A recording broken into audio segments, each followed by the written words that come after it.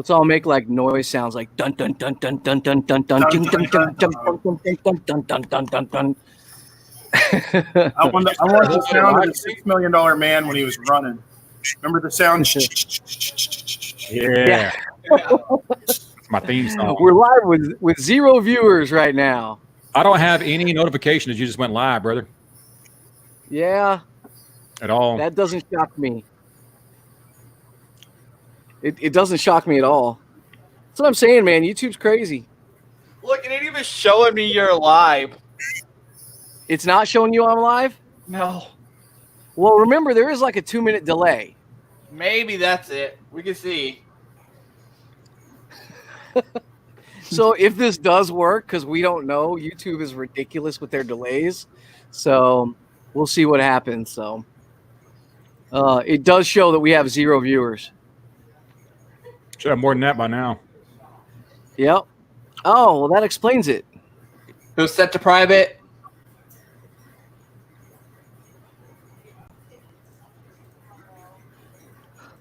Public. That's on me, guys. Oh, this is terrible. Maybe we should end broadcast and then start broadcast or something like that. No, you just went live, Justin. It just popped up on my phone. Oh, yeah, you're live now. Okay, good. You done figured it out, buddy. There you go.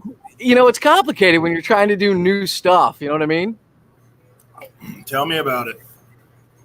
So everybody here, welcome to the channel. We figured this would be a good way to be able to talk to all of you guys. We also have the capability of like popping up different folks and their questions. So like Zach hopes he can get off of work. So what we're going to do is we're going to have different topics that we discuss. And to my left is BS. I can't turn my hand that way. Let's go this one. It's hard. Opposite. So, BS Small Engines, Jim Bollinger, Stephen Cox down there in the bottom. So everybody kind of just introduce yourselves and maybe we can have a Blue Wrench post a link. So BS, go ahead. Tell them who you are. I'm BS Small Engines, and I repair small engines. I do a little bit of gardening, a little bit of metal work, and yeah, I guess that's about it. It's a pretty good channel, guys. Go check them out. Someone will drop a link in the description. So yeah, it's good to see you all here. Oh, Christopher Kelly, we got to throw that up there real quick. I enjoy the streams, but I don't think O would want to be live with the guys. Seems like a Big Brother reality show. Yeah. Well, you know, it can just be me. I can cut them all out. But anyway, man, thank you very much for the live chat. The super chat. We'll leave that up for a bit. Hey, Garage Rescue. You know what? I'm going to go get something. I'm going to pull myself out for a minute, and we'll have like a little special bell for the super chats. I'll be right back, guys.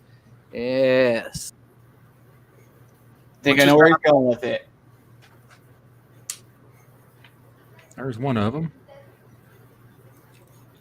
I'll get yours. Hi, Greg. Right. We've got BS Small Engines. That's yours. BS. What's up, fellas? I will eventually be done with what I'm doing. Eventually. Garage Rescue said, now you guys look like you're playing Hollywood Squares. That's pretty funny. You're old enough to remember Hollywood Squares. That's awesome. More so Christopher, this is for you. We're going to set this right over here, and I'm going to give you a super chat bell ring. Really, really appreciate that, brother, especially now. I know things are going to be tighter for everybody out there, but nice. Appreciate it. Now, set up where it automatically Dennis Nolan. Hey, Dennis. Chat. Dennis Nolan's in the house. Let's tell him who Dennis Nolan is real quick.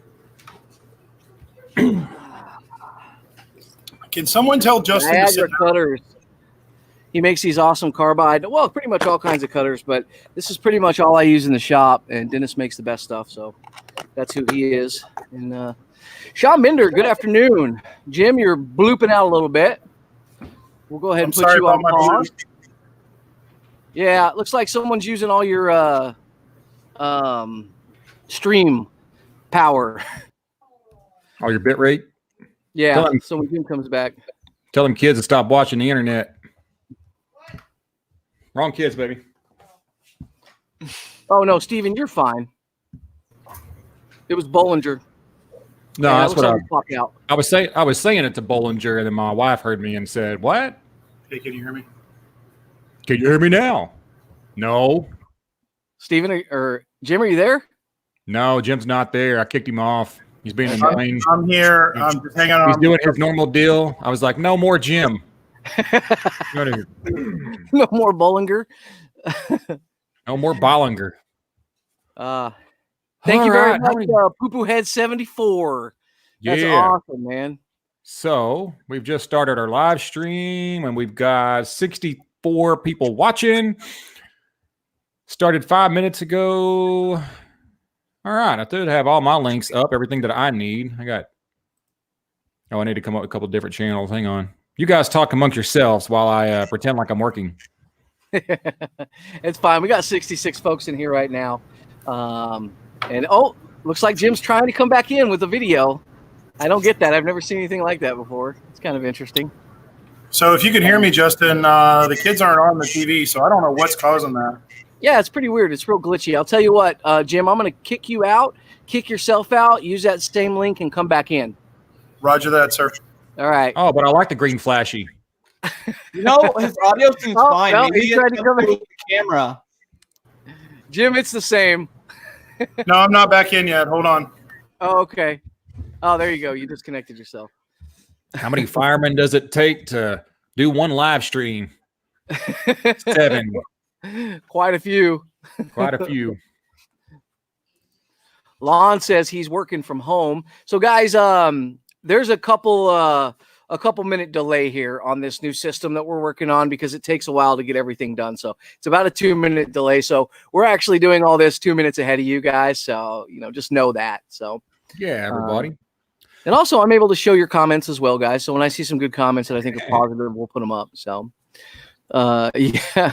Like Lon says the Jim is triggering the epileptics, unfortunately. We need a tech guy, Mr. Weber. I think that would probably help out. Oh, anyway. So yeah, we've got a stream of topics, and Stephen, if you just want to, as we go to the topic, you can type out the topic that we're going to be discussing, and I'll put your stuff up on the screen. So, all right, they range from everything. And guys, also big Q&A, of course. Your questions and your answers will be kind of off time, so that's what it is. Yeah, and we'll have to we're gonna have to wait for Jim to get back. If he's coming back. Is he coming back? We'll find out. Let me send Jim another invite real quick, and we'll see what happens. Hey, Brandon, I was we were talking earlier about people contacting you because of your channel and your social media presence and offering you things. I had one company called Tang, T-E-N-G Tools. I heard of that whole company. Yeah. So their whole deal is they want to find a social media influencer like us, and they'll sell you their tools at a discount, and so they'll sell you the tools at a discount, let you make the video with their tools in it, and then you have to get approval from them to post that video of the tools being used, as long as it's being in a proper way. Oh man! And I talked about it when I was talking to a guy on the phone. This is months ago. He's like, "Oh yeah, we can get you a 30% discount." I was like, "Well, that's not really a good of a discount because it's all Taiwanese tools, and like, why would I pay that much money to advertise your stuff?" And yeah, my favorite is the electric candle lighter. Those people are awesome, man. I get makeup brushes. That's what I get emails for, makeup brushes. Makeup brushes. Makeup brushes. They want you to show makeup brushes on your channel. Those folks are geniuses. Yeah, never had the makeup brush. Bollinger back with us. Hey guys, not so flashy. Jim, what is the fire department doing to you guys for this whole virus deal? Y'all just sitting and waiting, or you had to come in and work like normal, or what? So normally I come in and I get there an hour and 15 minutes early and have coffee with the guys and pass on, what happened the day before, equipment, truck. Now we have to sit in our car in the parking lot. The lieutenant comes out one at a time. We walk up and get our temperature taken. And then if we don't have a temperature, we can come into the station and start our daily duties. So it's a little different, but not dramatically different. That's just the beginning. Yeah.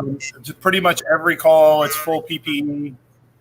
We're wearing respiratory protection, eye protection, gloves, and then we have these. The way I would describe them is they look sort of like the bib that you get at the lobster feast. Yeah. The giant bib, but it's got long sleeve arms and it ties around in the back or in the front if you're not big. And pretty much every call we're wearing that. I guarantee I'm going to be skinnier by the time this is over because that is like wearing one of those plastic jogging suits constantly. It's pretty sweaty. Every call, right? And everybody's scared. Everybody thinks that's, that they have it and they're frightened. And so it increases the workload. That sucks, man. Are they making y'all wear that SBC or SCBAs everywhere or different kind of? No, we're just wearing N95s right now. They managed to come up with some N95s. They're pretty short supply. Yeah, we're wearing those on every call. We have to reuse them. We can't ditch them unless it's a confirmed case of, coronavirus. Really sucks, man. You guys watched the live stream I put out the other night. I'm quarantined like Justin here to the shop. Yeah. To keep the kids away from it. The kids aren't allowed in the shop right now. It's killing me. I'm like you, Steven. My kids are my everything. Oh, yeah. And I miss them. I can't hug them. They want me to hug them and hold them and ride them on the tractor and all the stuff that we normally do. And I can't do it right now. Yeah, it sucks. Justin and I have been talking a lot about the virus, and I know you guys that are watching Justin's channel don't realize that Justin and I were in Las Vegas a couple of weeks ago, and when we flew into Vegas on Monday, there was hardly anybody in America talking about the virus. And then Tuesday, there was a toilet paper epidemic where it's all missing. And by Wednesday, all of Las Vegas, it was the only conversation you could have walking up to anybody and everybody was talking about the virus, and they were shutting stuff down. And then Thursday came up, and it was like a ghost town all of a sudden. So it freaked us out. And Justin ended up going home. I think Justin, you ended up with what, like a cold? What do you think you ended up having? Because I know we were both scared that you had the virus. Yeah, I came back and I had a pretty bad cold. The one thing that tells me it wasn't corona was the fever. I didn't have a fever at all. And I kind of say that, but honestly, my lungs did hurt for about a week afterwards. They're finally healed back up. And, so I haven't been tested. They're looking to come out with an antibody test pretty soon, and that'll be nice. I would take that test, but I had done enough quarantining myself that regardless of whatever it was, test, no test, I kept myself safe. So I didn't really need to go out and get a test. But there are a lot of people that aren't showing symptoms, and it's not that big of a deal if you're sick and you stay home and you keep your family quarantined. That's just kind of the way it is. But I think Steven and I were never not in the same room. We sat together on the airplane. We were in the same. We were together everywhere. So if I got it, he would have got it. And I mean, well, maybe not because I did get sick. But right now, currently, I'm a pretty healthy guy as far as my immune system goes. But I'm not healthy otherwise. I'm overweight, smoker. I'm right in that line. And so those are the two things I've been taking care of. A lot of you can see my face versus a week ago. I've already dropped 5 pounds. I'm on Chantix, which is working fantastic. It's cutting those cigarettes down like crazy. And sorry, I'm running these little messages at the bottom of the screen too. So yeah, it's been a good help, and I feel a lot better. Like I could jump around. I'm doing pretty good. So. There's just so much to talk about on this virus thing that the reason we're doing this format right here, guys, is so that we can all hang out together and we can all talk, we can listen to your questions, and we can talk about what's going on. But also, I happen to have some extremely intelligent friends that are kind of based they're smarter than me, or they're professionals in what they do, and they have things to say about this. Jim Bollinger's one of them. He's on the front lines. He's a first responder, and we'll have probably like a private conversation with just Jim and me coming up in a live stream. And then I have some guys on the finance side that will give you the real answers. I've got a friend who's owns a company right now. He actually owns 2 companies, but one of them, they're actually breaking down the bill and the new bill, the CARE Act that was just passed. And their job is to figure out from an analytical standpoint, using basic like certain algorithms, and also just his ability to determine what's going on in the market, because he's a freaking genius, high IQ, functioning genius, and a man that I trust with my life. In about 2 weeks, he's going to have a very, very good scope for us to know what exactly the impact of this bill will be economically, both with or without a continued shutdown. And he's the guy that we all want to hear from. The other is I've got a friend who is an incredible therapist. He's just I can't really describe what he's like. You're just going to have to hear him. He's like? No, tell us. What's he like, Justin? He's like a mix between like a sensei and a spiritualist, and then a psychiatrist and a psychologist, like all mixed in one. He's genius. So he's a bona fide quack then, huh? Yes, he is. He works in LA, and he works with like with mostly with young kids that are going through, troubled kids. And he's been doing the same thing for 20 years at the same company. He's legit. He's real legit. And so for those of you, you have to get him on a live stream, man. We're going to get into some deep stuff. It's going to be really cool, but those live streams are coming up. So anyway, get him on a live stream then, because I don't trust any of those. Anybody from the West Coast or any therapist as it is. What's going on with the 30-second stretch there, Steve? I don't control ads. It's so tiny, and like that's the only thing I see. I've been cooped up in my shop for too long. So, guys. That is the Worldometer. If you're not going to that website to get your updates, I would highly suggest it. There was something coronavirus. Worldometer. What's that? Worldometer. Worldometer. No, world. You probably say speedometer too, don't you? What you call it, a speedometer? Speedometer. Man, you're I got that new one. I got that new one. Hey, can somebody get Sean Bender's avatar off my face? There you go. Does that work? We're gonna turn this into the gym live cast. We'll just drop everybody. So yeah. So anyway, whenever you watch CNN and there's just junk like all over the place on top, and there's a scroller ticker on the bottom and on the side, and yeah, y'all remember that was on like Saturday Night Live or something, and the guy, the news reporter was sitting there, was like, "Can we go ahead and bring it up on the screen?" And it pops up in his face, and you can just see his eyes. I was like, okay, that's really good. And we have a little bit of area left here where you can put up that. Okay, put that up. And they just keep adding stuff and keep adding stuff. So Scott says Channick's work for him. April will be a 2-year non-smoker. Yeah, I love it. I'm happy about it. I want to tell you guys a story real quick of something that I experienced the other day that let me know that Dallas is about to be in a world of hurt. I was working on a job, and there was a contractor there that was supposed to handle his business before I got there, and he didn't. So it ended up to where I was going to have to go buy about $300 worth of tools to finish. Well, to say it, I'm going to say it how I want, so I could wipe his ass for him, because he didn't know how to wipe his ass. And so I go to Home Depot, and I'm thinking, well, there won't be many people there. I've got N95 masks. They're all over the place. I've got respirators, but I was wearing an N95 mask. I gloved up because I'm going into Anna, Texas, and this is the Anna Home Depot. And there are, I think, I can't remember how many cases total are in Dallas, but Dallas and then all the counties surrounding it, if you put all those together, that's the large majority of the cases in Texas. And I think there's like 6. thousand.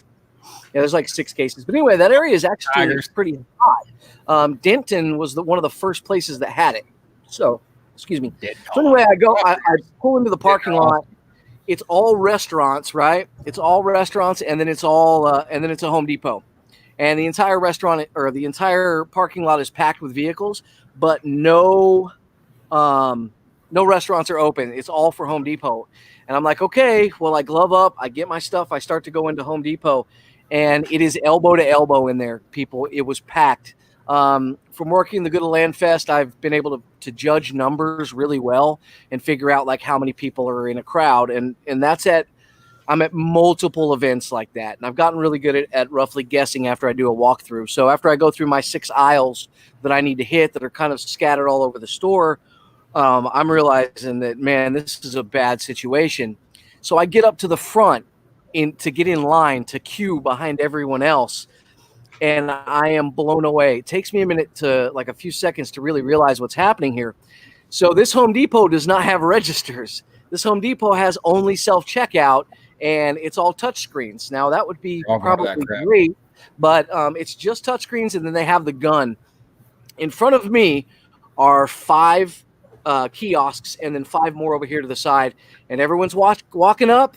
They're all touching their little fingers on the thing, and they're grabbing the gun, and they're just I had $370 worth of stuff in my bag that I just went inside the shop for. I dropped it right in the aisle and walked out. They had no help there. It was just crazy. Justin, you didn't have to do all that, man. You could have just walked out the door with it like a normal person. Probably could have, but just walk out. Get the bag, hold it up, and go. Oh, sorry. Here you go. Yeah, Tyler Home Depot. Great. Tyler Home Depot is letting 100 people in at a time. That's what they should have done. And I'm going to post that story on Instagram because it is the general manager of that store who doesn't know how to handle a situation like this. And it's unfortunate. And that, like Tyler, there's cases in Tyler, but Stephen, we were talking about this the other day. And no matter how many cases you see that are listed, there's 10 times that already, so. I think it's all a conspiracy theory anyway. C. West, let's talk about this. C. West says he watches 10 times as much porn as he used to. And that's probably not true. You probably watch the same amount. Oh, Michael, some people's ideas of social distancing. Yes, that's it. Everybody stacked together. Hey, Brandon, you were running your tractor, yesterday before you're plowing. Were you plowing a garden to like plant and kind of prep for the whole virus deal, or are you just I was plowing potatoes because that's one of the things we can't find in the stores here is potatoes. Yeah, we can't either. What about you, Jim? Can y'all find potatoes? Yeah, actually, my parents were up in North Carolina at their place in the mountains when it all happened, and they asked me to find potatoes for them to plant here, not related to the COVID-19 outbreak. And I couldn't find them. I went to all our regular seed stores, and everybody's like, "We're sold out. We're sold out. We're sold out." Yeah. And they went to a seed store up there in North Carolina, and up in the mountains, and I got me 5 pounds of seed potatoes. They've already started to eye out. So I've been breaking ground, getting the ground ready for that. And then, I'm planting a garden too. I didn't in the last couple of years, but I think the need is there now for sure. No, potato. I know, like tomatoes. There's heirloom, and then there's the GMO ones. Like you can plant them, but they'll only grow once. Do they do the same thing with potatoes? You have to make sure you get heirloom potatoes too, or no? So potatoes get irradiated to keep them from getting the little eyes on them when they're in the bag. Yeah. So some of the potatoes that you buy in the store won't grow the little eyes on them because they've irradiated them. Oh, that's nice. To kill them. Doesn't hurt the potatoes as far as ingestion because, it's just an energy wave that passes through them. It doesn't absorb radiation or anything. That's what they want you to believe. Well, I got a tinfoil hat. Hey, guys, have y'all ever in like 20, the government came out with something and 20 years later, we look back on it and be like, man, the government did a really good job and they were very truthful with it during that entire epidemic. No, not once. It never happens. Ever. We've never looked back in history and been like, you know what? The government did a really huge favor for us by doing that. It's always some convoluted deal, like somebody's making money somewhere. And yep, and always money is the root of all evil. If you no, it's not. What's that? That's not correct. Okay. Money is not the root of all evil. The love of money is the root of all evil. Everybody leaves that out. It's nothing to do with money and everyone's greed and love. I'll agree with that. That's what it says in the Bible. That's the Bible. I forgot what quote it is. The love of money. Yep, you're right. It's what is it, Peter? Rachel, what verse is that, Peter? For the love of money is the root of all evil. Probably Proverbs. She got to look it up too. I can't remember. I I think can't remember any it's Bible verse. Proverbs, isn't it? Yes, I know one Bible verse or two of them. Jim. So they were able to find some seed potatoes for me. oh, good, man. So I got about 5 pounds I'm going to plant this year. Once I get the dirt. We got nothing. We got no flour, no potatoes, no tomatoes, no bread, no toilet paper. You got me, buddy. You got me. Steven. So far, we're doing fine, but like we're talking about moving, we're going to try to move in about a month and a half probably. And I have this property here that's got 7 acres, and there's probably, what do you say, Justin, about 3 acres, 4 acres in the front that's just nothing, just grassland. Perfect. Yeah, it's perfect for growing a garden if you wanted to. So if I move and I need to come back to this property and run whoever is on this property after I get here off, then I got a good spot to go. So speaking of preparing, we weren't preparing to grow a garden, and a lot of you guys don't know or you haven't seen some of the older stuff off my channel, but we are homesteaders. So we built our own house. We like to grow our own food, and we haven't done it in a long time. And so, Please, Stan. What's that? Stan, did you see what Stan just wrote? Let's see. All those talking heads. Hey, let's get Stan in on here since he's here. Invite. How do I can't not make him a moderator since it's not my live stream. Dang it. He might be working today. He may not have a computer to do a live stream from. Well, he needs to stop what he's doing and then watch our live stream instead of working. Yeah, we'll see. I mean, it's California. He's got to take a break in like 10 minutes anyway. Yeah, but he's a defense contractor. He doesn't get breaks. Oh, really? Yeah. Nah, he should write his congressman or governor or whatever.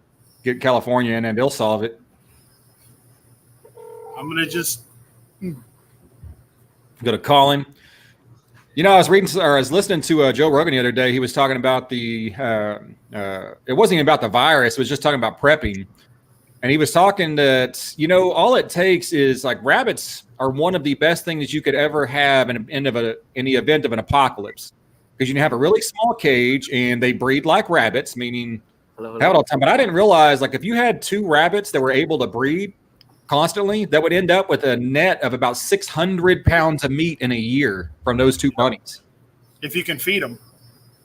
What? Yeah. How much could they possibly? I mean, well, I guess 600 pounds would be a lot of food, but there's a conversion rate of feed to meat on bunnies. Mm-hmm. It's pretty good. Yeah, because Mr. Happy says, I bet all of you love men.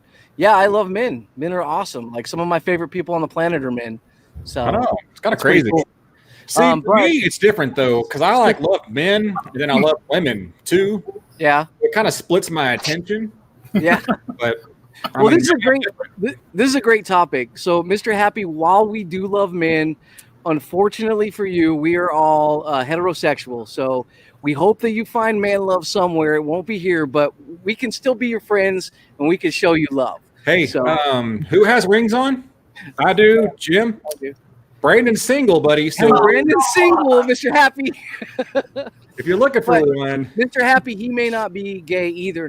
We have no problem with you being gay, Mr. Happy. That's cool. You're good to go. But Brandon always comes with a smile, too. Mr. Nolan.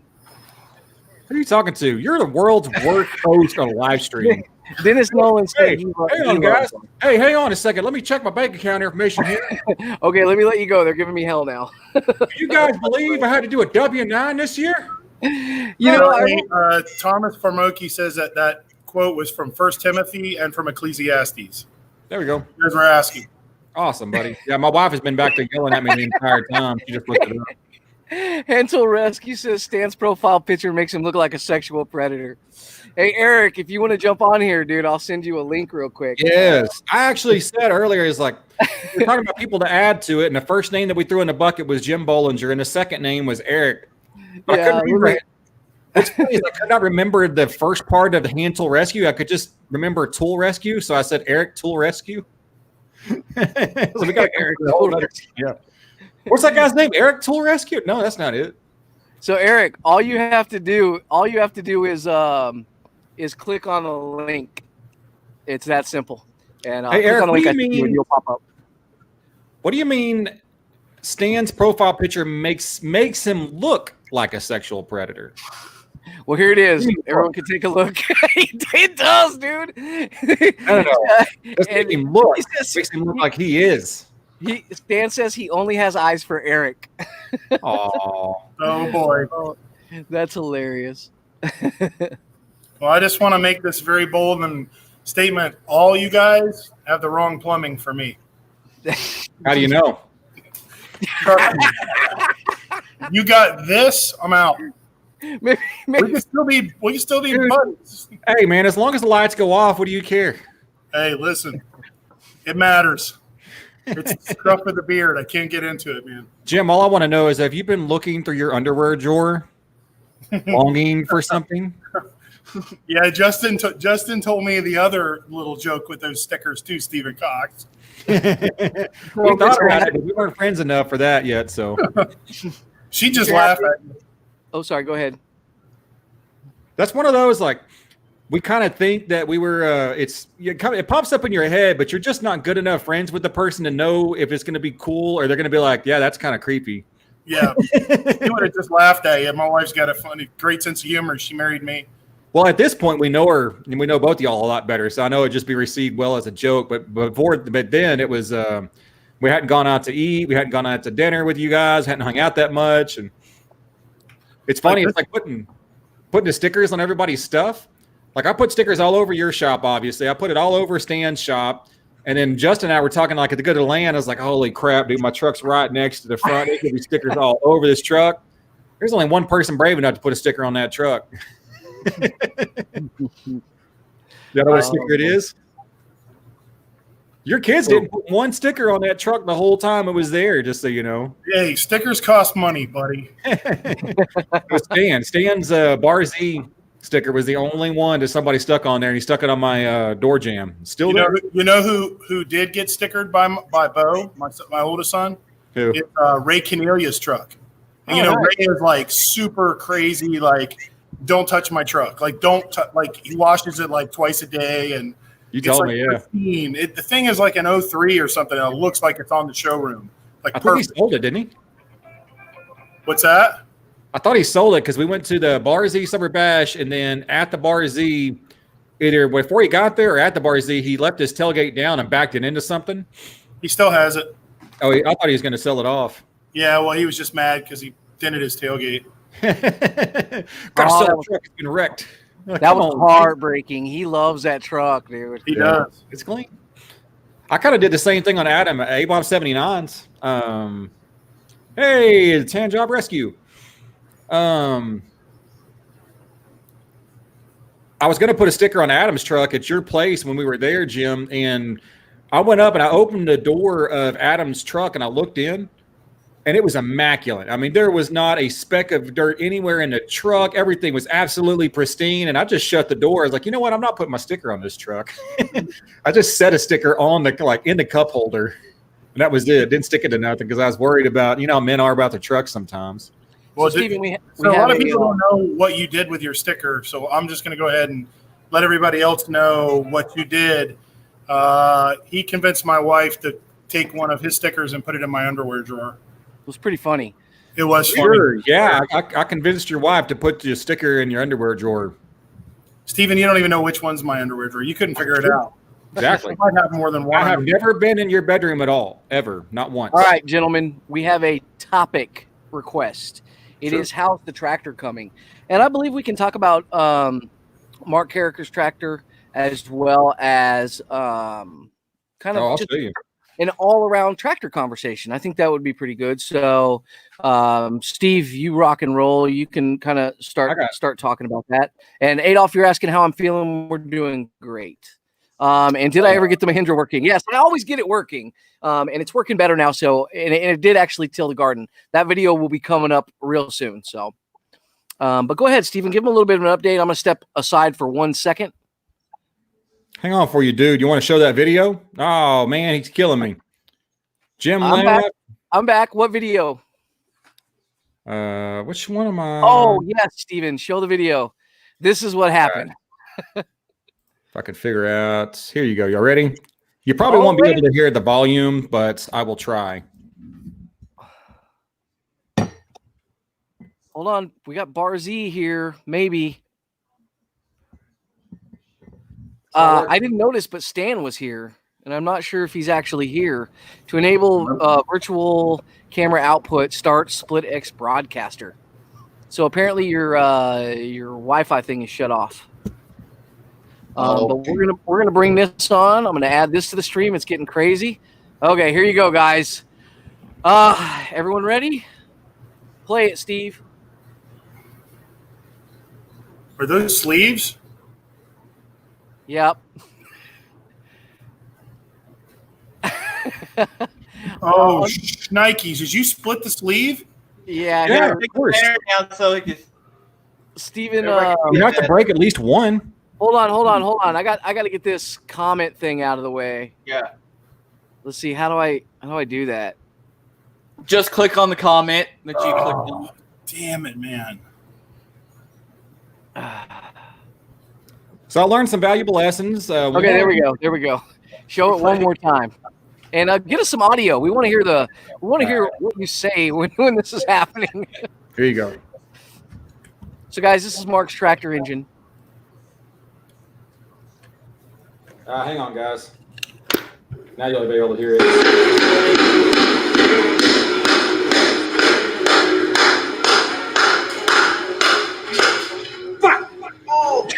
Oh, this is a family show. Was a family show. He couldn't see from his perspective. He just cannot see that the end of that board was splitting like that, and that's what happened. But he's gonna press them in. Yeah. So I've done went down the rabbit hole studying about these liners, and a Ford 8N tractor came with two different liners. There was a thin wall, which is the one that I have right now that I'm trying to put in, and a thick wall. And the thicker walls, you can actually hammer them in and to be okay. But the thinner wall were never designed to be hammered in at all. They were designed to be drawn in with a drawbar or a press. I guess when they get them at the factory, they just used a press. Well, where the cylinder head goes on the top and the oil pan goes on the bottom, those two dimensions are on the exact same planes that are both level. So if you slide your cylinder block into a press, you can just use a press to press the sleeve directly down on top of it. The other deal I realized is they make a little adapter to go into the top of the piston. And if you get one that's made out of aluminum and you hammer on it, it'll actually let the tops come out like this and try to pry into that liner, and that'll break the liner. So you have to have a steel puck that's threaded in the middle with a drawbar through it, and then a flat bar on the bottom to use a drawbar, or just slide the whole thing in your press and press it in. Or you can use liquid nitrogen if you're wanting to pay for it. Around here, it's going to cost me a little over $200 to get that much liquid nitrogen. I don't want to spend that much to put some sleeves in, but. Hey, Stephen Lang mentioned it, but my dad and I, when we used to do them, we would put them in the freezer and then heat the block up somehow, either with a hairdryer or a propane torch, just real slowly, not real hot, like 200 degrees. And they would slide right in. Mom would get pissed because there was always a cylinder liner or a valve stem in the freezer in the house, Yeah. So I'm going to check and see if there's a limited amount of people we can have in here. BS, I'm going to pull you out for 1 second. Six? Yeah. Okay, yeah. So something's up with Stan's. He's using XSplit. He shouldn't have to use XSplit. If he's got a webcam, he should be able to just use his webcam. Stan, if you can just try with just that. webcam. I'm trying. Hey, do you have audio? We hear you. We hear you, Stan. Oh. But Stan, you got such a sexy voice, man. It's got that remote. Thank you. I wish I was gay. You guys are all very appealing. Dude. I'm out. I don't swing that way, but if I did, I'd call you my Papa Bear. Oh. All right, let me work on this video, see what's going on with it. Okay. Oh, man. So tractors. So that's where Steven's at right now. He's waiting for a new sleeve to come in. Yeah. And as far as where I'm at, I'm going to turn the camera over here. Some of you guys caught the live stream, or you'll catch this in the next video. We didn't have the VMAC air compressor here for me to be able to sandblast all the components that needed to be sandblasted. Hey. In between, what's that? Stan's here. I got video from Stan. Awesome. So yes, I've got him too. I've got an actual Bar Z video coming up. So He's gonna have to read. You had to play your. there he is. All right. I gotta got play an my intro. copyright first. Shameless plug right there. That was awesome. What's So up, Steve? I had to piggyback those two compressors together so that I could sandblast, and then it's been raining, so I'm about halfway through the sandblasting process of it. And as soon as all that's done, then it's just me being a body technician. I'm really, really quick on that, and then I'll be ready for Steven. So, Stan, you're in California. Tell us what's going on in your corner of the world. Well, the freeways are empty. All that's on there is work trucks and 18-wheelers, which I'm fine with. I can get, this is like being back in the 80s. I can get anywhere in Los Angeles now in 20 minutes, which is awesome. The lack of little electric cars and Prius and all that stuff running around the freeway is not missed at all. The freeways are, it's just packed with work trucks at 6 o'clock every morning. It's actually pretty good, and I can get around really well. I'm on the critical list. I got 6 letters now from 6 different aerospace companies, and I with them it's show up or else. If they call, you go. That's it. Right. That's pretty awesome to have that freedom to move around. And I know that California is actually doing really, really well. And like compared to New York, a lot of people, while they're very, very high numbers of people, LA is pretty well spread out, and so it's actually easier to social distance there than it is in a city like New York, where everyone's vertical versus spread out. Because all the weed. Is that what it is? Yeah, people get stoned and can stay at home 24 hours a day and watch TV all day long stoned. The rest of us have to actually work. We actually have to go out and do something, make something of ourselves. Yeah. Well, they rounded. We got a big homeless problem here, so they rounded up a lot of the homeless people, and we have a tremendous amount of empty hotels. So they're putting them all up right now. That's an interesting don't know what's going to happen when it's all over. They're not going to want to leave, Right. Yeah. I think the hotel owners are too happy about it, but what it is what it is. Man, it's kind of crazy. And that's just pushing it off a little bit, because once they're back on the streets, that's just going to spread throughout that community anyway. Exactly. And it's unfortunate, but it's not like they're known for following rules anyway, and I'm not talking crap about homeless people, but it's just the way it is. Yeah. Well, there's a lot of them out in the valley. I'm kind of away from the real urban areas. I'm kind of out in the suburbs. So. You got a nice place up there, Stan. Thank you. Beautiful from your backyard. Yeah, I got my pool done. My pool doesn't look like a swamp anymore. Well, now you have something to do since you're at home all day, right? I'm home today. Yeah. Well, I did it. I went down there and, cleaned the pool and got the super sucker running and just skimmed it a little bit. It's real sunny and nice out. I'll never own a pool again. Mike Wilson was in Inverness. That's right down the road from me. Who is? Mike Wilson just made a comment. He drove home from Inverness, Florida to Redfield, New York. Inverness, Florida is not far from me. We tractor pull there. Oh, okay. Well, the boys do. I don't. So, Stan, I know you just put an update video about the Bar Z Summer Bash. Guys, for those of you that don't know about the Bar Z Summer Bash, it's an amazing get-together that happens in Rancho Cucamonga, California, and it's usually in June. I think was planned for the 20th of this year, correct? That's Father's Day weekend, yeah. Yeah, so, plans are a bit tentative on that. As far as we know right now, we're a go. And, Stan, why don't you talk a little bit about that? Well, I can't even get a group rate for the hotel. I usually do a group rate out of it's a Residence Inn by Marriott down by the airport. And, thanks, Stephen, for putting that up. I usually, they give me a really good deal on a group rate. And we usually book out, over 150 rooms down there, room nights, so a 2-night stay would be considered 2 room nights. And they won't even do that now. And they said it's going to be limited to, because of airline restrictions and because of hotel restrictions and things like that, they just won't do it. So that, people are going to have a hard time traveling and getting here. So I just I don't mind postponing it. We did it in August before. And the only reason I do it early is because it's cooler. I'm a lizard, so the heat doesn't bother me at all. I'll take triple digits any day of the week, but some of these poor guys come from Michigan or whatever, and they're just melting down. So I do it early for all the back east folks that can't handle the heat, that are not heat tolerant. No, Jim Bollinger can handle the heat. Yes, he can. Not your heat. Not your heat. Compared to you, we're not swampy. The bash will not give you swamp ass. All you get is that dry heat, and it's not gonna hurt you like it does in Florida. Florida, you just wet and hot. It's wonderful when we go to California in June. We're super excited about it. Steven and I, we got there and we were like, "Oh, this is nice." We can put on coats. I had to go buy a freaking jacket that night because I was freezing cold. Yeah, I remember that.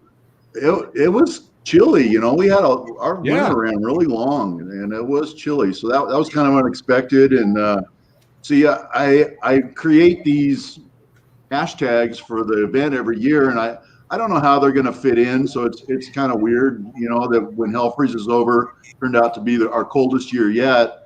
And this year it's Meet Your Maker. If you show up with COVID-19, you might meet your maker. So I gotta watch out for these hashtags because they're kind of a prophecy. That is kind of crazy.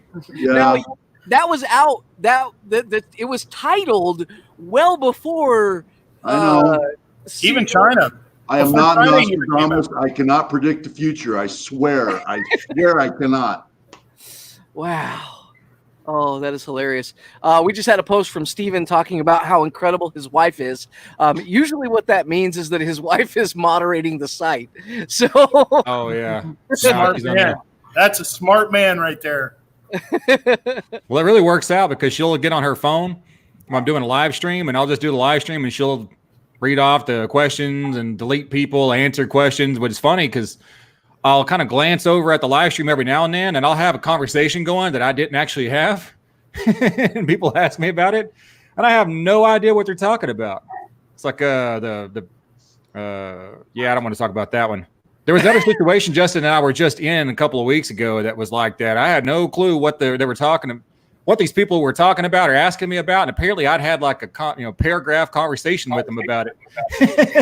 I was like, "Oh, I don't know, man. I get a lot of emails during the day, so it's probably a great idea to put that on your truck."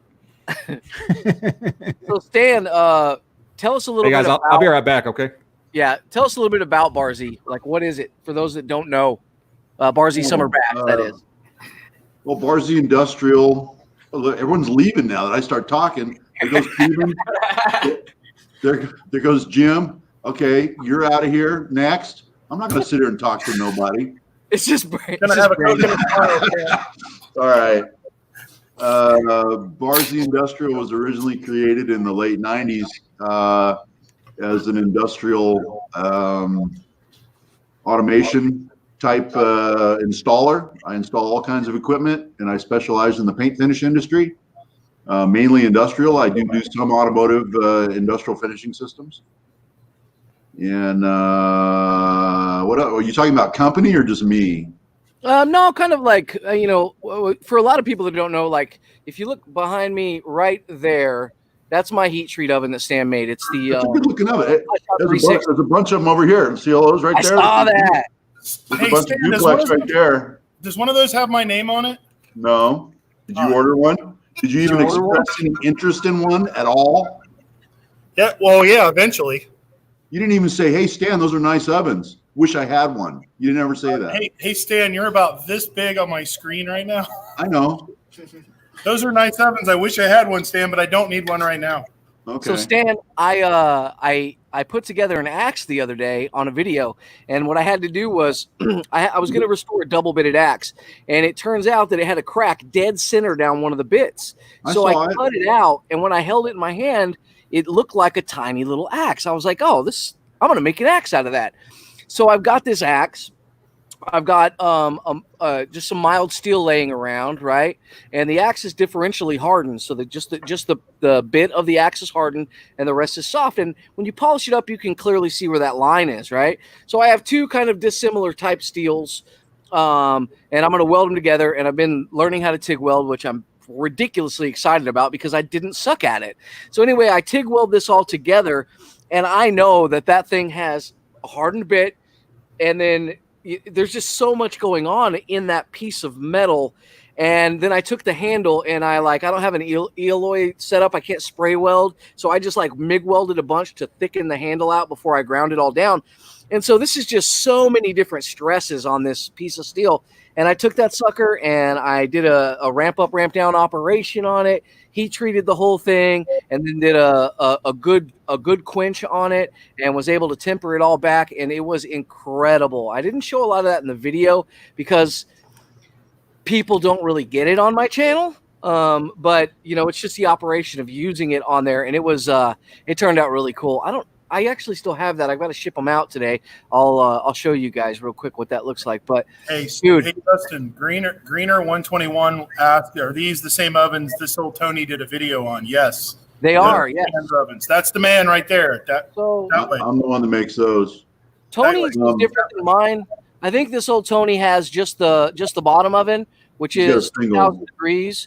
And this one goes up to 600 degrees on top as well. It's got the Novus programmers in them, so you can literally, depending on what it is you're heat treating, you can program it to do whatever you want. And I've got this really, really great PDF book that was downloaded for me by Tools for Machines, Gary, and it's like how to heat treat everything in the world. It's about yay thick, and you just bust that bad boy out, figure out what your steel is, and then you program that machine, and you let it go. It's fantastic. I love it. And Stan sees this is what he does on the side for fun for YouTube, but his company is actually like an industrial development and operations company. So big companies need something done. They get a hold of him and he comes in and takes it, builds a system that either doesn't exist or retrofits something in that'll work for him. And that kind of all turned into this big party he would throw for his customers. And then that kind of morphed into something that YouTubers would go to, and now the Bar Z Summer Bash is just one of the coolest damn parties you ever get invited to. And I've been 2 years in a row. I'm going this year, and COVID be damned. Hopefully, they may have to push it back, but yeah, you guys want to check it out. So tell them about the bash, Dan. And I'm gonna go grab my axe. Go get your sunglasses too, man. Yeah, sunglasses and a drink. You hoser. Stan, we're going to have to teach Justin how to properly do a podcast live stream like this. No, this is good. There's nothing wrong with this. No, where he has to have his sunglasses. But I can probably roll some other video on top of mine. This is what's nice about XSplit is we can do this. Man, I used to do that when I was 5. And then fade back into me. Isn't that wonderful? Ain't that right, Justin? That's what's good about XSplit. I can broadcast within the broadcast. I've got 6 screens and I can roll video and do whatever I want. I don't know whether you guys are capable of that out on your remote. Who's the main VJ here? You're on the good of the land right now. So I mean, you're the one doing all the mixes and everything, mixing all the video together. Oh, okay, gotcha. Cool. Where's your sunglasses? Yeah, hey, Stan, that XSplit was originally used for porn, wasn't it? Yeah, absolutely. Gay porn.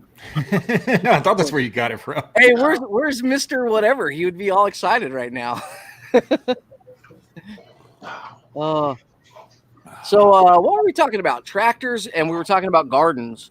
So I'm getting ready to do a huge garden out here, guys, and we have a lot of. We were talking about prepping. So Stan, we were talking about the virus, and we went through, how it affected our different jobs and what we're up to, and then we started talking about, like, if from right now, if everything goes south and you needed to prep, Brandon has started plowing a little garden at his house to grow potatoes because he can't find potatoes. I've been thinking about doing a garden or something around here, and then Justin's been growing stuff at his place. So we're just talking about actually prepping for like the worst case scenario of this virus, to where, what are your guys' thoughts about that? Should you prep? Should you just like, hey, the government's going to take care of all of us? What do you think? People used to make fun of me for being a kind of a prepper, but you know what? I got 150 gallons of fresh water in my garage. I got a pantry full of canned goods. I can generate my own electricity for 19 days. I got propane bottles that are full. I can cook on a barbecue, no problem. Yeah, bring it. I'm ready. I'm ready for a breakdown in all basic social services. And I'd like to see what it's like in the world without the internet. I grew up without the internet. Yeah. I mean, a lot of these young bucks these days, they don't know a world without the internet. Oh my God, that would I like. Dude, it would cause a huge. This what we're doing right here would not exist. Period. Well, it would. We would pen pal, basically, because that's what they used to do. Did y'all ever have a chain letter like that? Pen pals. Yeah, I think I had one in Australia when I was in grammar school.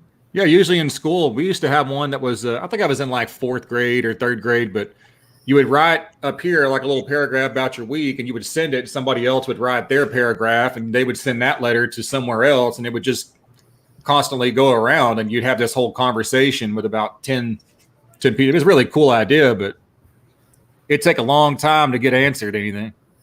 Like, hey, Stan, how do I set this up? This thing, dial indicator you told me to get sucks. It was a month, in between letters. I'd send a letter to my pen pal in Australia, and a month later I'd get a letter back answering my questions, whatever, sketches, photographs. It took a long time. They called it snail mail for a reason. I think we'd all be fine because, contrary to popular belief, a lot of people look at people who have a YouTube channel and think they're extremely extroverted and like to be around people. And most of us, from my experience, we're pretty much all introverts. We kind of like to be on our own and just left to our own devices. We just happen to have a camera there. So if internet went down, I'm sharing with the world what I'm doing. But when people come over, it really disrupts my my rhythm. If I'm doing in the middle of doing something. Well, geez, Stan, I miss not being around, hanging around you, buddy. You do? Sorry, I don't mean to disrupt you. Well, I pretty much expect to get disrupted the week before and the week after the bash. That's the only time I ever see you. Yeah. Well, go to the land. Yeah. Do you think go to the land festival? But I'm not in my home environment, so I'm not trying to get anything done. I like going on vacation because I'm away from everything that I need to do. I'm not near the pool. I'm not near the shop. I'm not near the house. There's literally nothing I am capable of doing. So, I mean, you got it in your mind. You're sitting on a beach. What's that? Quick pause. Old Sneelock's workshop is in the house, and this is really awesome because I don't know if you know, brother, but I am a huge fan of your channel, and I've been watching for a long time. If you wouldn't mind and you have an opportunity, shoot me an email, or I'll shoot you an email here pretty soon so that we can kind of hook up and do something together. Your channel has been fantastic.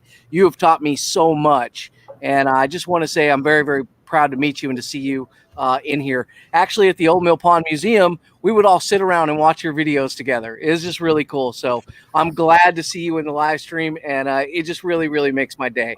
So thank you very much. Okay, guys, back at it. Sorry, I had to fanboy out for a minute.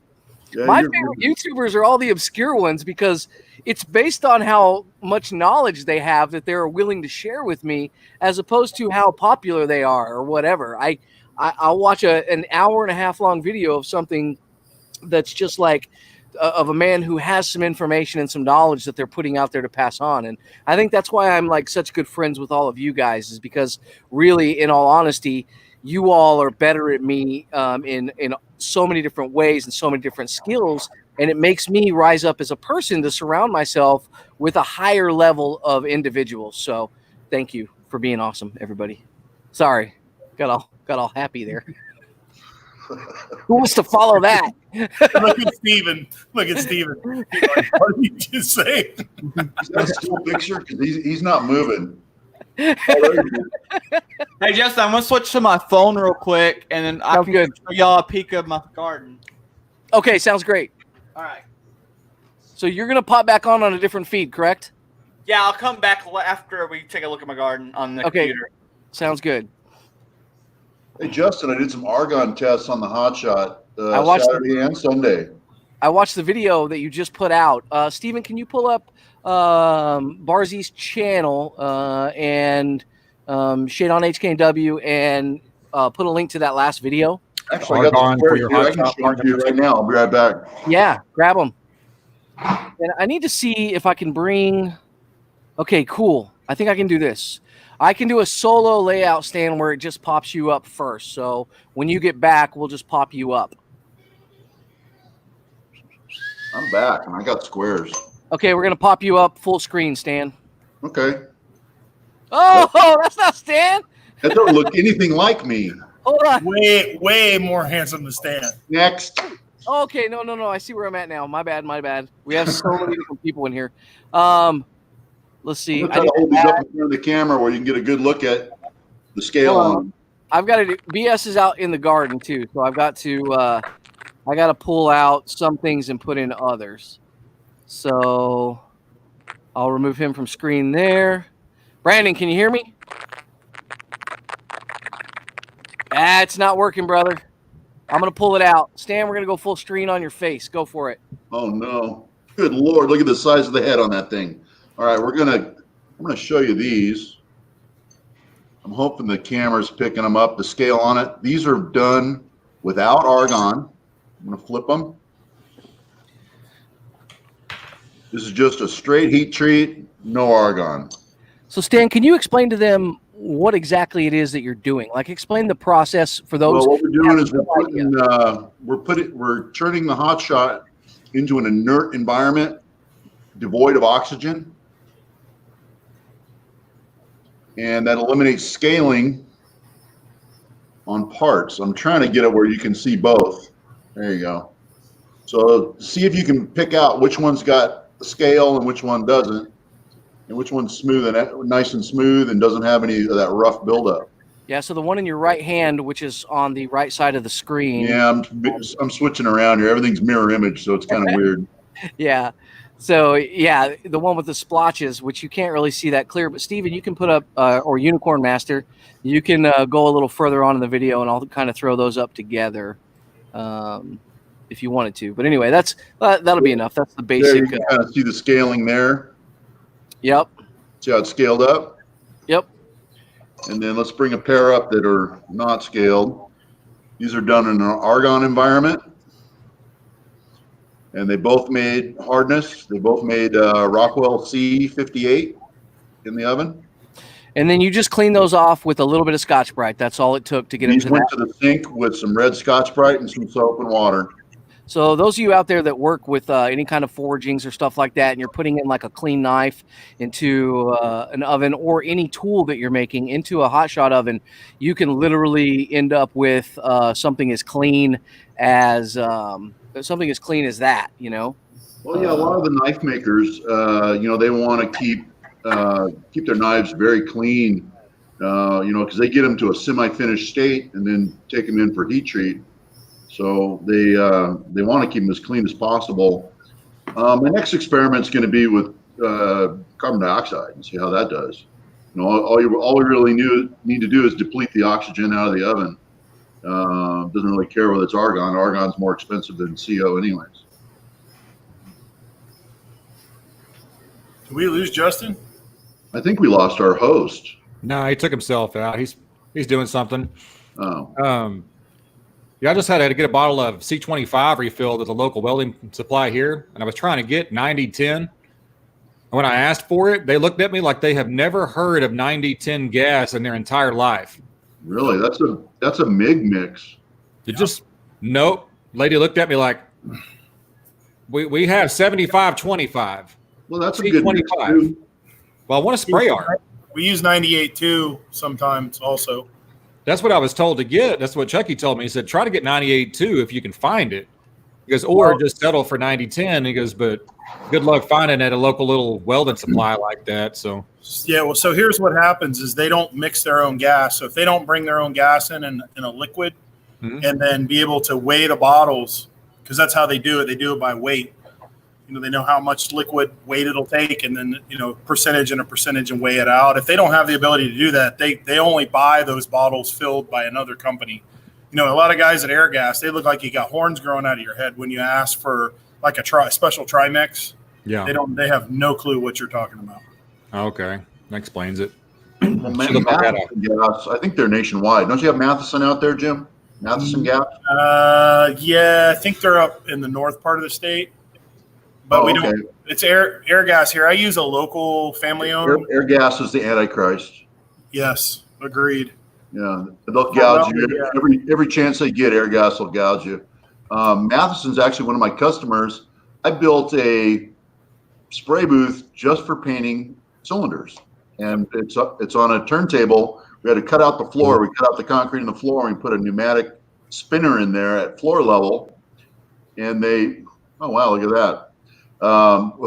They roll the bottle into the spray booth, set it on the spinner, and they just step on a foot pedal, and the bottle spins slowly, and they just run the spray gun up and down, and it paints it. So that's where they refinish their bottle. So Matheson was my customer before I was theirs, but I got to know all the guys really good, and they'll mix anything you want. They're just awesome because they know how. Yeah. Hey, let me interject something here, if you guys don't mind, about Stan's squares. Stan sent me a set of squares. Gee, Stan, what's it been? I don't know. 4 years ago, maybe? I don't know. Besides, well, I'm looking at fire. Are you kidding me? As soon as I see fire on the screen, I'm somewhere else. So I have a set of Stan squares, and the workmanship is unbelievable. It's if you've never seen or touched a set of Z squares, they're incredible, a great tool. I use them all the time. I'm over on the mill. Okay, I'm glad you like guys, the video that you're watching right now, for those of you that don't know, the squares that he's dipping in and out of that oil, Stan built all of those squares from scratch, but he also built the oven that he just pulled this out of. This is being on the video. Everyone's got these nice ovens. Look at mine. Okay, this was a prototype, but Stan built all of these ovens, and we'll go to another video. Look at that nasty oven. You guys get all the really cool stainless steel ones. Yeah. I got the piece of crap first one I ever built. Fire. But what's important, Stan, is it still works. Absolutely. That's something about your workmanship, though. I can't tell you how many times that oven. Well, everything new that I put on the new ovens that I want to test or whatever goes on that oven. So it's had 100 different door latches on it. It took me a long time to find a door latch I was happy with. All the electronics been changed. It's been retrofitted a million different times with different stuff I'm testing. Well, the door latches are probably one of my favorite features. They work so well. I get those from a company up in Oregon. That's a marine. It's called a ball latch, and they're nicely adjustable. They're a friction type latch, so if something bad happens inside the oven, the door will just blow open. These guys that put these positive latching devices on an oven, they're just asking for trouble. They're absolutely, I'm gonna pull up, beautiful when you're done.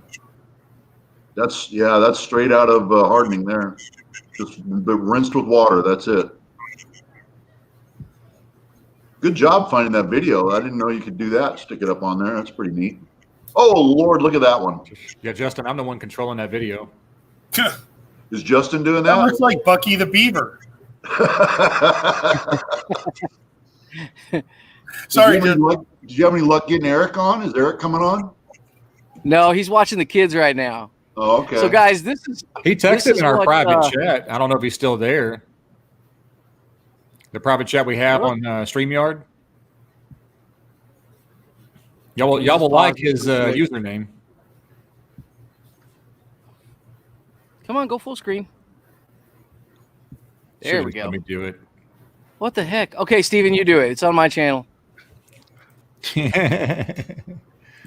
We're gonna let Steven do it, guys. Mike wants to know how to get a set of squares. Get a hold of Stan at Barzy Industrial. Tell him, Yeah. Stan. They're on my website. If you go to barzeindustrial.com and hit the products page, the squares are on there. You can see the spec sheets on the ovens too. There's a lead time on the squares, by the way. I just finished a batch and they're all spoken for. Yeah. Hey, and if you get a Randy Richards scribe, do they still fit in the box? If you do a box, if you buy a full set, yeah, I leave you a spot for a Randy Richards scribe. It fits in there perfect. So this is the Hot Shot 360. These are hand built by Stan, and they're pretty darn awesome. In fact, Steven, go ahead and crank the audio. Let's listen to this video real quick.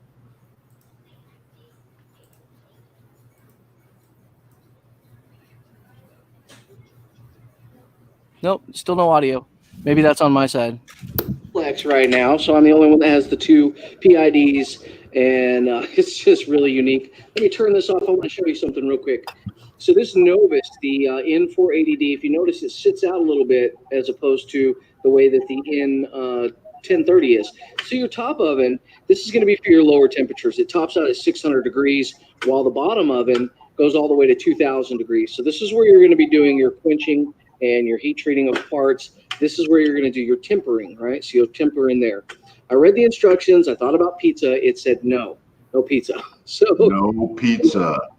Oh, man. Right there. There's a mini USB jack. What's cool about this unit is I can program this unit from here to do what I want, or I can plug it in to my computer. I can tell the bottom oven whatever steel that I'm working at, and it will literally pre-program my soak. It'll pre-program everything. Like today, we're doing W1 steel. Generally, that's a water quench, although we will be quenching this in oil because we've learned with knives and how thin you get it, you want to oil quench. There are preset programs you can get for the controller, and you just plug it in and you're good to go. Now, you don't necessarily need that for this one. So We're gonna watch we'll the go back video. No, not at all. We'll bring everybody No, back. Hey, whoa, look, it's me. Hey, everybody. That's not how we want to do that. Let's see. I think we go this way, and then we can. Nope, we go. Let me pull that out of the stream. Remove from stream. Okay, there we are. So anyway, I love mine. Gordon Farmer asked if you could leave a link for Stan's stuff. Yes, BS Small Engines is like a ninja with that. Can you pull up? Yeah, I'm good. Right there now. Excellent, brother. Thank you. And Old Sneelock's Workshop says, at commercial welding operations, I was involved in setting up, we put in mixing valve systems. The robot welder could switch back and forth between straight argon, trimix, and you name it. That's pretty awesome. And Should be back. yeah, everyone should be back now. Oh, Gabe, he was here at the first of the video, and he's finally back. So It's so funny. There's got to be such an easier way to do the things with YouTube that me and Justin try to do, because we make it so complicated and hard. I don't know how many times we've scheduled live streams and had to delete them, and I couldn't figure out how to start them. Yeah, Justin saved my ass the other night on that. 30 seconds before the live stream, I was on the phone with Justin, ready to throw the computer out of the shop. You were hot, dude. I was pissed. I'm not going to lie. It shouldn't be that hard. It should not be that hard. They make it harder every day, and I don't know why. You know what it is? It's that guy who wants to keep his job or needs to be relevant, and so they just try to fix problems that don't exist. And I hate people that do that. And YouTube has been fixing problems that don't exist since YouTube was created. Absolutely, man. We were talking about that before we got everybody. It was me, Brandon, and Justin. And YouTube, about twice a year, has some sort of controversy happen that it costs all the creators money. Yeah. It's weird, and it's like clockwork. Every year, twice a year, there's always. That's why there's YouTube Adpocalypse. Was it 5.0 coming up? I don't know. There'll be one tomorrow. You know, Yeah, you can't even talk about the virus or anything right now because you'll just get shut down for that when it's like some of the most what's up, yo, cool? It's going to be it's some of the most important information. It used to be that YouTube was a source of information. You could go there and figure out like what was going on in the world, and it was a different source than your standard mainstream media controlled, corporate controlled media. And though a lot of it was BS, I mean, a smart person can figure out the truth, and now they just locked it all down.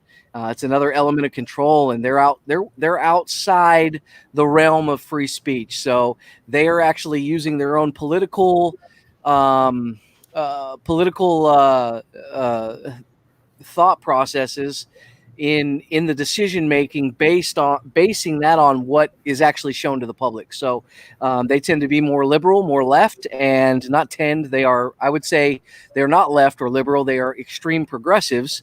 The people that work for YouTube and that entire group of individuals. And so anyone with anything right of a standard Democrat including Democrats, their voices are stifled on YouTube right now. And that's kind of a shame. It's sad that that's the case because, there's beautiful things to conservatives and liberals that I like, or Democrats and Republicans. And though I am more of a conservative than I am, I just hate having a label put on me. But the one thing I know about my liberal friends is that they tend to be very, very caring people. And they're the balance to the side of us that says, you got to be a man and get out there and make it happen. So there has to be a balance in our society. But you can't shut down one of those voices. Otherwise, it will not counteract the other voice. Like that's what we need. We need to be able to hear everyone. Free speech is important because if you block someone who has an absolute terrible idea from everyone seeing it, it will fester where you won't be able to see it, and it will slowly grow and grow and grow. Bad ideas need to have the spotlight of free speech shown upon them. I want everyone with a really, really bad idea, I want those videos to get 100 million views. And the reason I do, it's so we can all talk about those bad ideas and talk about how bad they are. And I also think that kind of counteracted a little bit of the liberal side, because if the only thing out there, if all being blocked and all those voices are being blocked, and the only thing we get is 8-year-old trans dancing children that do, crazy strip shows and all this kind of stuff in front of live audiences, then that's the only thing we're getting to see, and that's why that's taken a big hit. They had an ideology that was starting to climb, and because we all looked at it and said, holy crap, this is kind of crazy, we don't necessarily agree with this, they took a hit. So it's good that we're able to watch them so closely, but there are some bad people on both sides that need to be heard so that we can disagree with them equally. Wow, rant over. Hey, what are you doing on that soapbox, man? Get off that thing. You know what's funny is my computer. I'm not joking. Well, I'm going to show you. My computer is literally sitting on a soapbox. It's sitting on an old antique soapbox. Did you hoard an entire box of soap? Why wouldn't I? Yeah, he's sitting on the box of toilet paper. All I need to do to make my own personal soap, speaking of preparedness, is just go shoot one of the pigs out on my property, boil off the lard, and mix it with some of my homemade lye, and we're good to go. Nice. So I don't need a box of soap, Steve. I do want to give a shout out to. No, you do need a box of soap because you're way too short. So you need to. Some people may recall a friend of mine who lived in Paradise, California, whose house burned down. Sorry, some people were not insured. Some people were adequately insured. This gentleman was over-insured. So he took his Paradise money, bought himself a house in Idaho, and also bought $20,000 worth of distillery equipment. So now I get bottles in the mail all the time from my good friend, John. This is all 100 proof. Nice. And this one is made with, this one's called a double vanilla honey. This is like a mead, but 100 proof. So it's kind of sweet. It's nice. On a summer day, you mix a little of this with maybe some 7-Up and go sit out by the pool. It's really good. This one you can use on your next restoration to strip some paint. This one's really awesome. I don't know, man. That's that California. I want to say that's California. Josh. I don't want to use his last name, but and I want to thank him for those bottles he sends over. That's awesome. Stan, that's just California paint stripper, buddy. That's not Texas. So it might be really good out there in California, but we're gonna have to verify that. I think Florida's got some good whiskey too. So if you really want an opinion. Well, I sent him. So I traded this. I sent him some of my apricot blend. I think all of you guys have tried that. So I sent him a few gallons of that, and that's going to get condensed. He's got. I think I sent him about 4 gallons, and it's going to come out to maybe one of these. It's going to be pretty small when it's done after it's been distilled. But that's getting distilled right now to see what that tastes like. That's going to be interesting. That stuff was good, man. It was okay. Yeah, it was kind of wine strength, but I enjoyed it. Yeah. And I can either confirm or deny that we're mailing alcohol through the USPS postal system. Yeah, you deny it. You deny it. That's completely deny it. Hey, this stuff is not for sale. It's just friends sharing jars. That's it. Yeah, it's like when we come out to Bar Z Summer Bash and it's there, and then that's when we sample it. Right. I made I ended up with 6 5-gallon buckets of that apricot stuff, and it's all gone. That was pretty good. I liked it. I brought some out for you guys to taste out there, and then everyone that comes over here asks about it. Hey, you got any of that apricot stuff? Yeah. I'll give them a jar, or we'll drink it together, or whatever. But it does kill coronavirus, by the way. I can imagine. Good. Wash your hands with it. I really liked it because I don't drink that much, but it had a really good amount of alcohol. So Sean asks a really, really good question, and this is something I want to touch on. He's asking specifically about the bill, the CV-19 bill, and I think it's called the CARE Act, and what we think of it. We're gonna have a show specifically dedicated with that, with probably one of the smartest financial guys that I know. The guy's literally a genius, and he's the right guy. He's in the process of working through trying to get everything set up so that we can have the ability to answer all your questions. But I was blown away just having a small talk with him about it. And I've known the guy for a very, very long time. When he was 22 years old, he was the president of our local 5-bank chain in New Mexico. And he's just been going up and up and up in the financial markets since. So he's a really, really smart guy. He's also very much like you and I, right? We all have the same kind of political structured beliefs and all that. So you guys will really enjoy hearing from him. And he's brilliant. He's made, owned, and sold multiple companies, and he's just the right guy to talk about this. So that'll be coming. So anyway, let's get back to whatever. They had 5 banks in New Mexico. Didn't you guys? No, yeah, he did. He ran 5 banks. 5 branches. He was the vice president of. I was just shocked they actually had 5 whole banks in New Mexico at one point. So yeah, he's the guy that the companies go to figure out how to run their businesses, and he actually, what's funny is he created some stuff when he was a part of that bank that ended up being adopted by the banking industry across the United States. So that's how good he is, and that's how smart he is. And I trust him with my life, guys. I trust him with everything, every financial decision in my life. He's a good guy. So anyway, enough about that. Let's talk more about whiskey. So yeah, Steven, let's talk more about whiskey. Do we have any other topics that we were going to discuss, Steve? What's that? We're going to talk about tractors. Y'all wanted to talk about Smoke and Sally? I guess we got done talking about that. Yeah, we kind of branched on that really quickly. Essentially, everybody seems to have at least one, like odd or got stuck in the mud. Everybody has one tractor story. That's just, I need to take a time out for a second, you guys. No worries, brother. All right, I'll be right back. If you own a Mahindra, you have more than one tractor story. you have one tractor story a day, so you can almost count me out on this. I can just tell you this. I own a Mahindra, and the 2 gentlemen below you in the screen right now, Steven, they both completely understand and actually they were making fun of me the other day because both of their tractors were working. Well, and then I had to text you and tell you after making fun of you that my tractor broke down. So, But that made me feel really bad because I don't want that kind of stuff to happen, of course. But yeah, and I like your tractor. It really is the good size tractor for a garden. My tractor's way too big for a garden. If I had a choice to do it all again, I would get me a small old tractor, a little bitty tractor, and it wouldn't have a front end loader on it or anything like that. And then I would get a Bobcat or a skid steer of some sort. And Steve and I found a Kubota skid steer that needs an engine the other day. So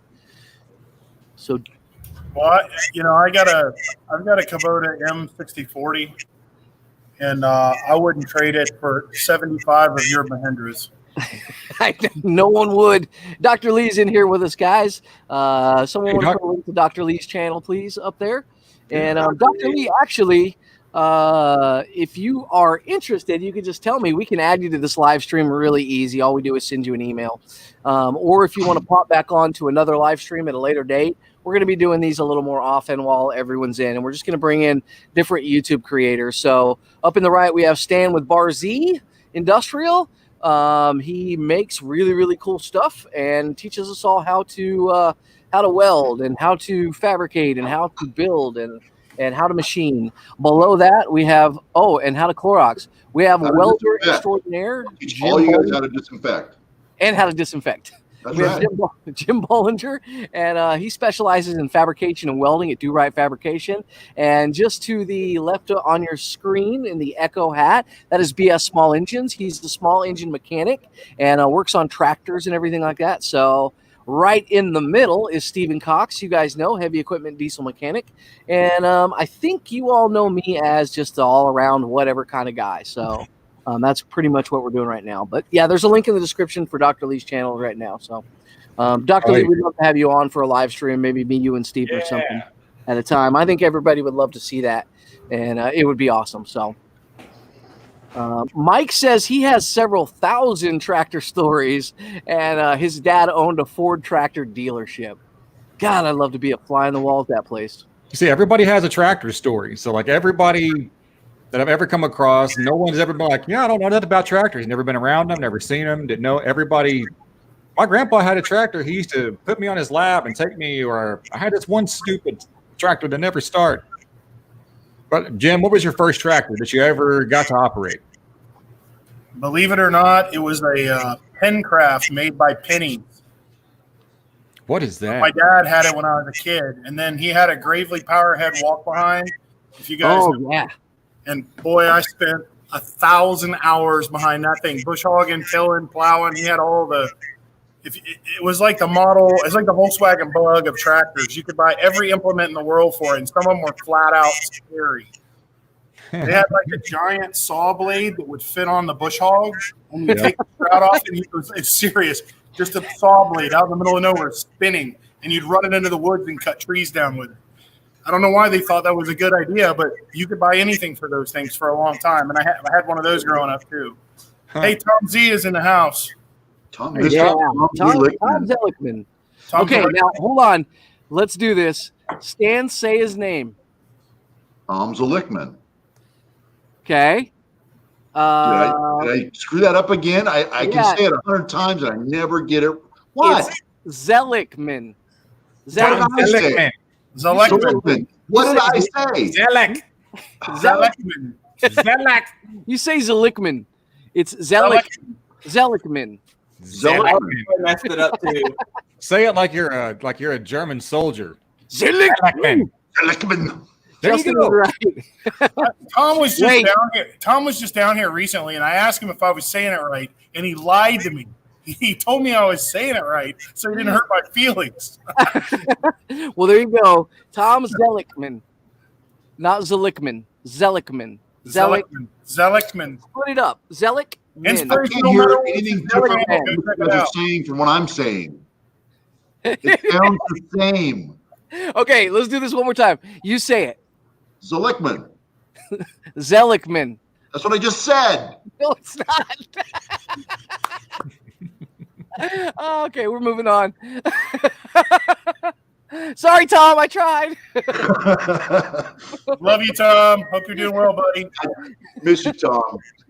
Go get guys. Click Back on to your tractor thing. I wish I had a big enough property where I could own a tractor. This place just isn't big enough to own a tractor. So someday I'd like to have a property big enough that warrants the ownership of a tractor. Yeah. So Aaron talked about a David Brown. A Great Lake Powerhead is like the old David Browns. If it's, David Brown made big tractors too, but they made a little walk behind, like a pull behind tractor. The difference is a David Brown tractor, you just walk behind and it like pulled a plow. It was like just a set of handlebars, like a tiller, and it pulled a plow. The ones I'm picturing anyway. A Gravely actually had a power takeoff where it would turn something. Yeah. So the David Brown would be more like the Bolin version, almost.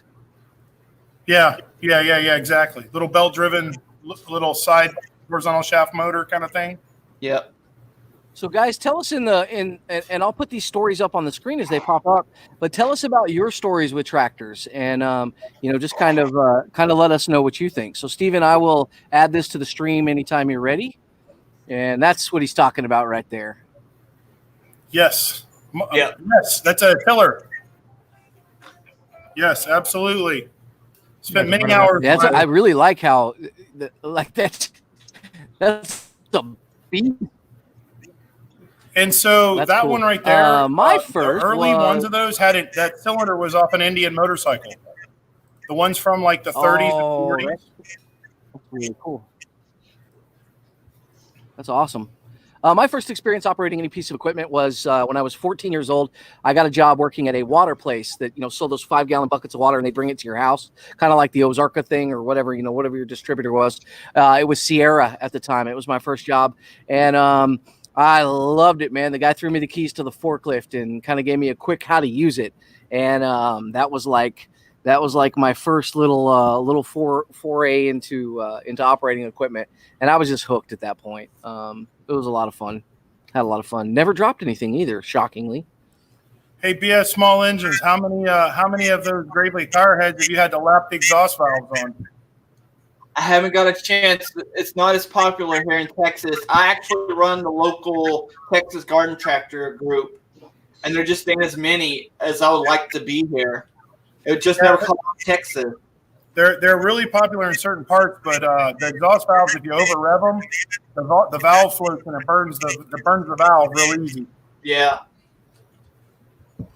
So a man after my own heart, Mr. Snuff Dipper, bought a Mahindra 3616.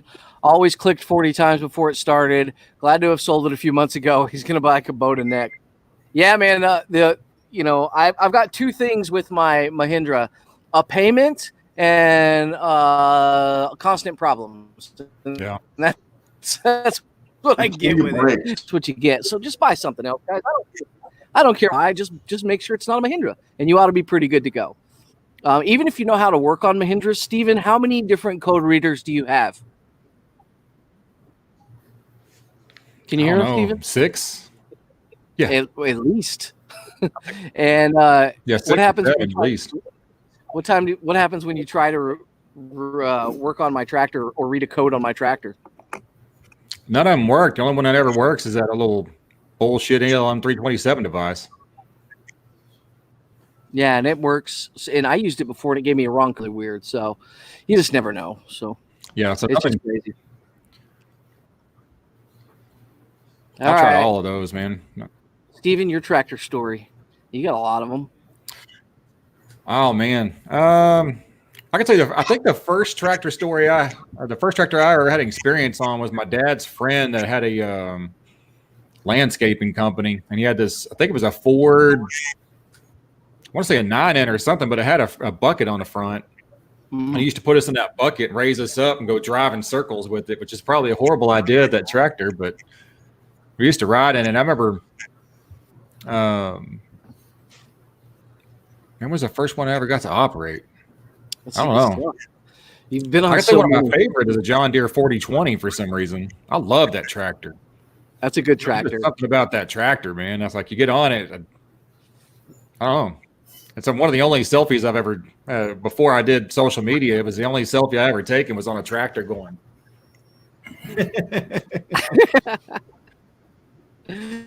All those Plant Juniors are cool. Oh, yeah. How about you guys out What's there? that? Oil. Hey, what's that, Jim? Who's mine? No. Is mine messing up? I think BS's might have been messing up. What were you saying, BS Small Indians? I just said that Plant Juniors was cool. Let's see here. Let me see here. Show. There we go. Okay, Lakeside Ranch. There we go. I posted that. And so at Flywheelers, they had the oil pull tractors out this year. Those are old enough that Stan probably drove them.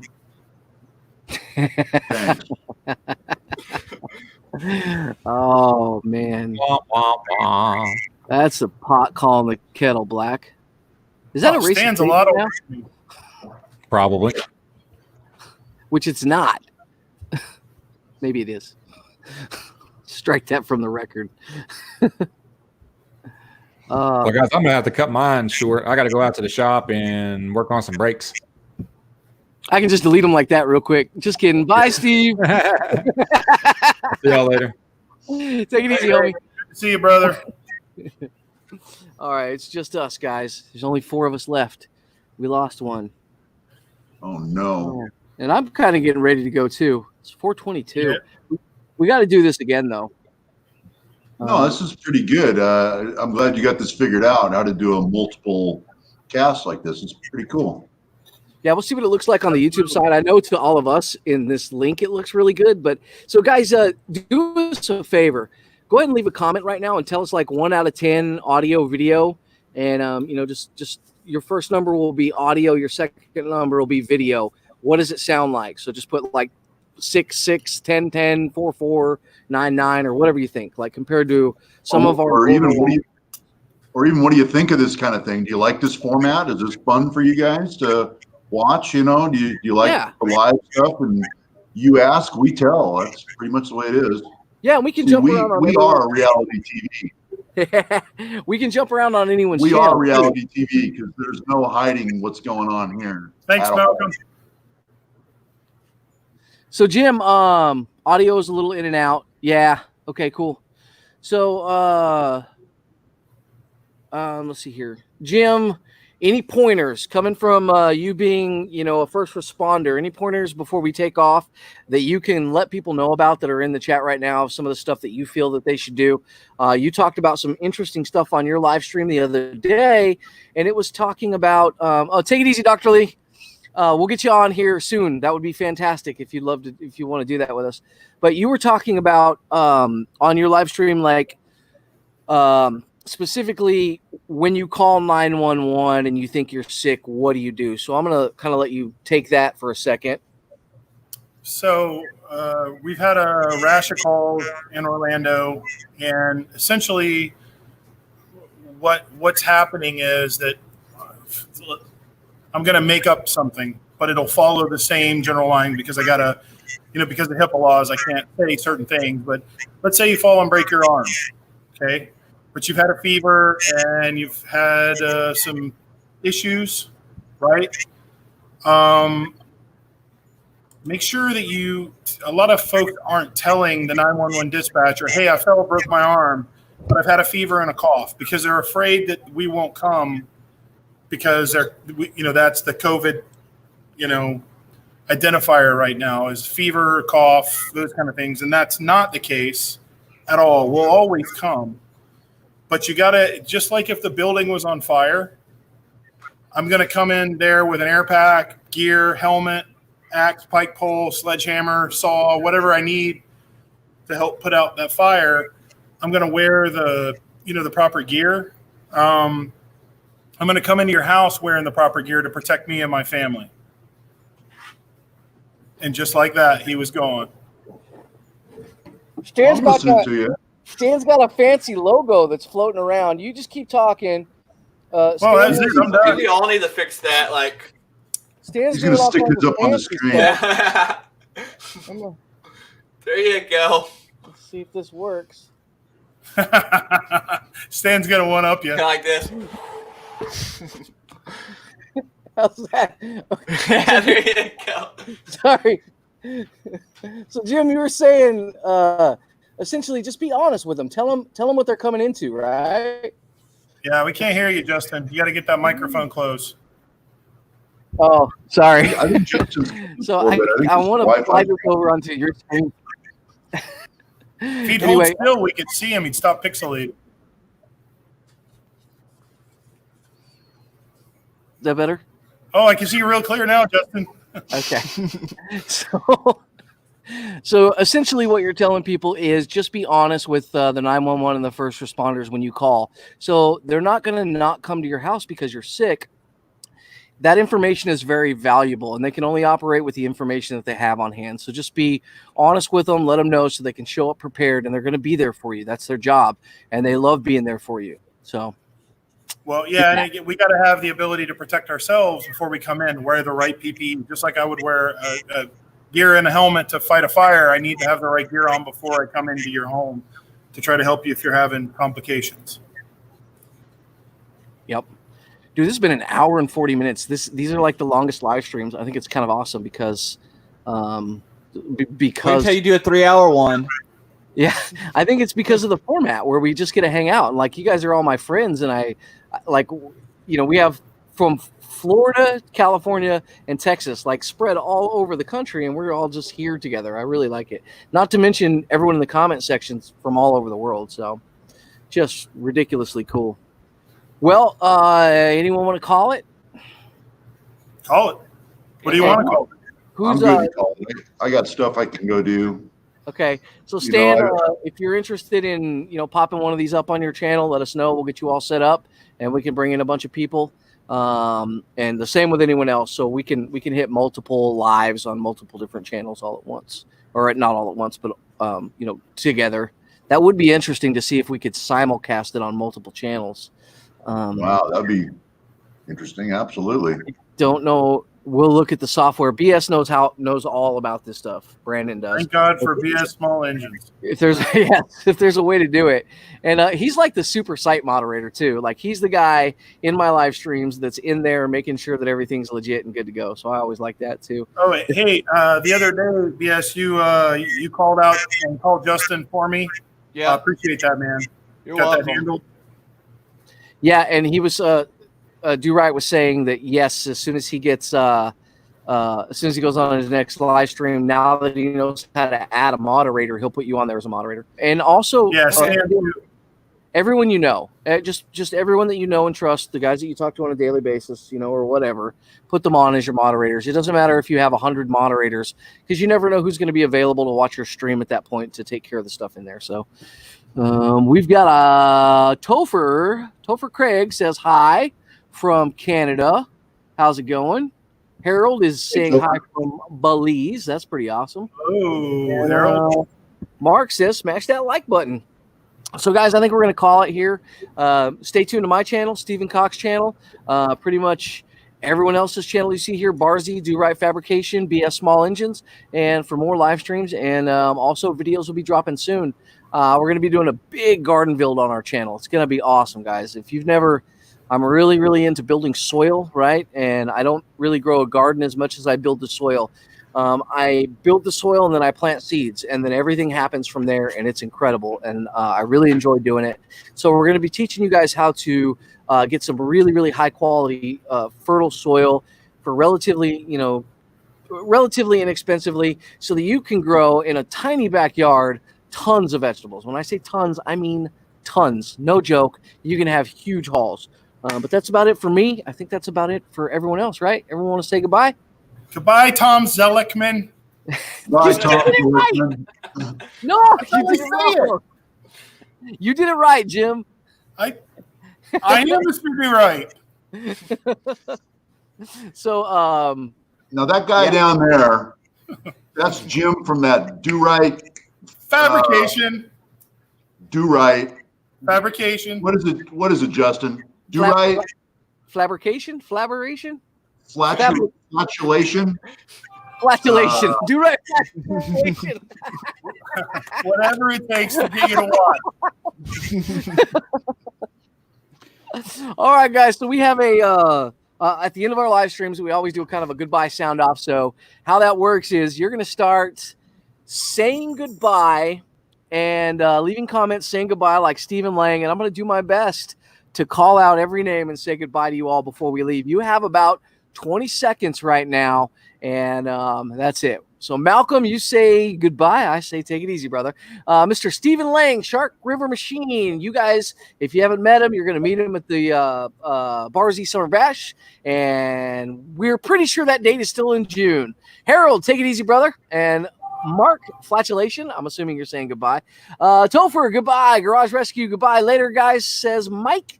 MC Engineering says goodbye. Gordon Farmy. You guys can jump in and help me out with all these. Who wants to take over? Gordon Farmer. Bye, Gordon Farmer. Who's next? I guess that's it, guys. Oh, Aaron Power says goodbye. Okay. In the broadcast, in like 10 seconds. Here we go. And everybody. Bye, Roger. Everybody. Oh, Roger's twice. Bye, Roger. Stands Bye, back. Stan. Bye, Hey, BS Stan, Small I think Engines. we Bye, can stay on. Justin. Yes, Bye, that's Sean it. Baker. Bye, Oscar. Bye, Pete. Bye, everybody. See everybody later. Enjoy your day. Hope you stay safe and keep your social distance. I think we can stay on after this so that we can actually say goodbye to we each other as can. friends. Okay, cool. So it'll in broadcast, and yeah, that's awesome. So Gordon, peace, love, and to everyone else out there, I want you all to have a wonderful day. And it's been an absolute pleasure hanging out with you. Thank you for your time. It was an hour and 45 minutes. I know some of you were here for only a part of that. We're going to be back, and we're going to be here for you guys to help entertain and kind of just talk as friends while we go through this situation together. So goodbye. See you guys. Yeah. Yeah. Oh, there we go. All four hands. So